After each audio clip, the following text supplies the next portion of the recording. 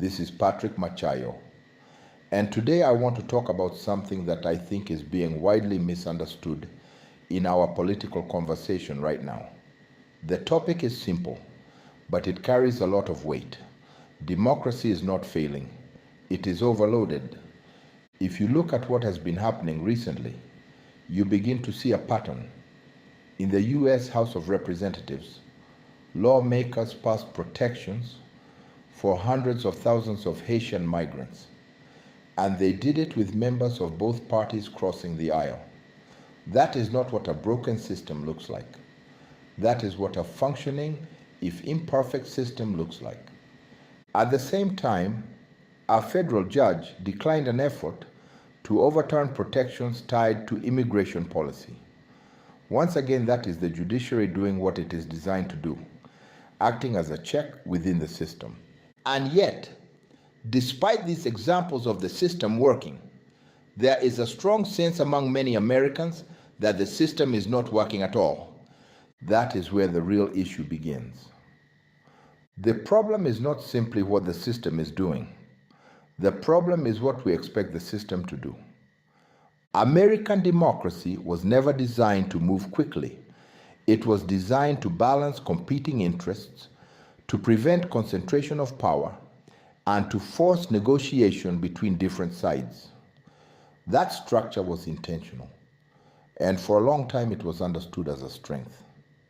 But today, that same structure often feels like weakness. We live in a world where everything is fast. Information moves instantly. Reactions happen in real time. Expectations are shaped by immediacy. People want solutions now, not later. So when democracy moves slowly, when it debates, when it compromises, when it delays action in order to reach consensus, it is often interpreted as failure. But that is not failure, that is design. The problem is that the system is now being asked to do far more than it was originally built to handle, and to do it at a speed that it was never meant to sustain. Think about the range of issues the system is dealing with at the same time. Economic inequality remains a major concern. Millions of Americans are struggling with the cost of living, housing affordability, and financial insecurity. There is a housing shortage that runs into the millions of units, making it harder for people to find stable and affordable places to live. There are also broader social pressures. Questions about immigration, education, healthcare, and identity are all playing out at the same time. These are not small issues, and they do not have simple solutions. At the same time, the system is dealing with global competition. Other countries are operating under very different models of governance, some of which are able to move more quickly because they are less constrained by checks and balances. That creates a comparison problem. People begin to look at different systems and ask why results appear to come faster elsewhere. They begin to question whether a system built on deliberation can keep up with a world that is moving at an accelerated pace. This is where the pressure begins to build. Democracy is being asked to deliver fast economic results, manage complex social challenges, respond to global competition, and maintain internal balance, all at the same time. That is not a small task. That is a massive load.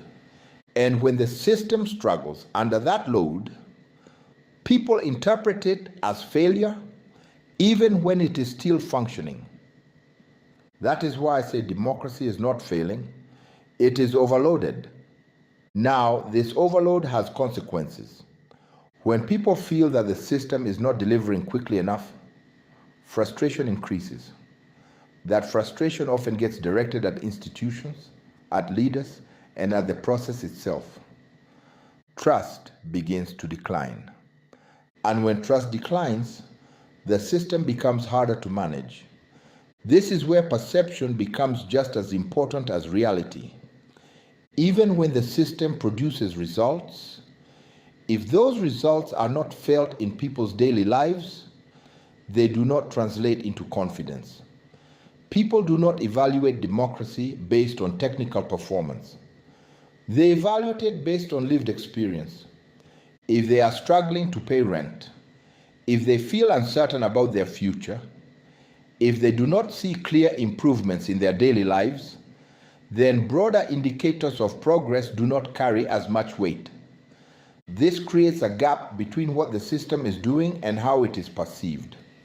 And that gap feeds the sense that something is wrong.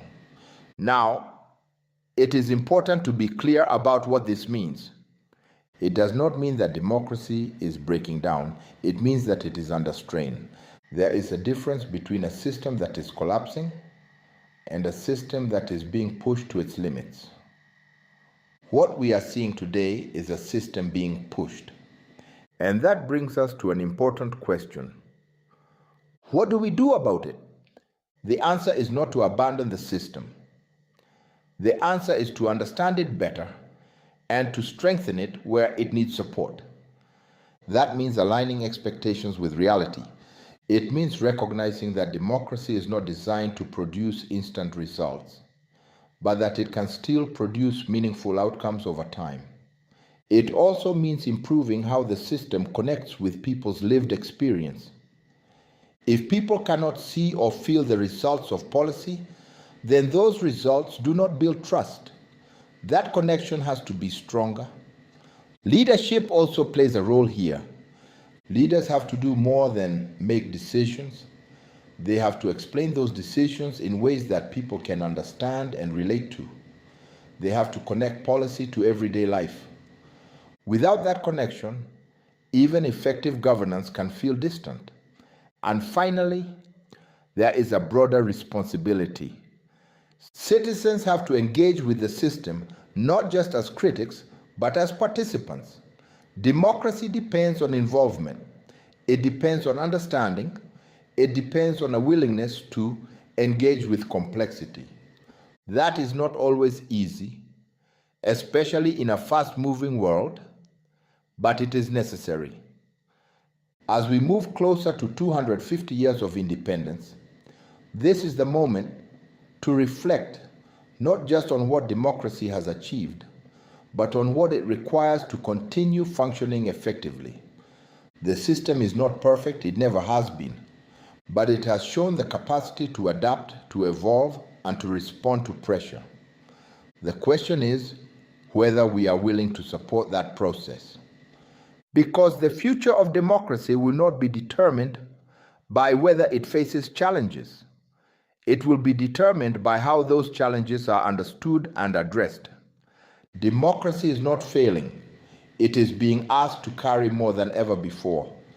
And that is the reality we have to face.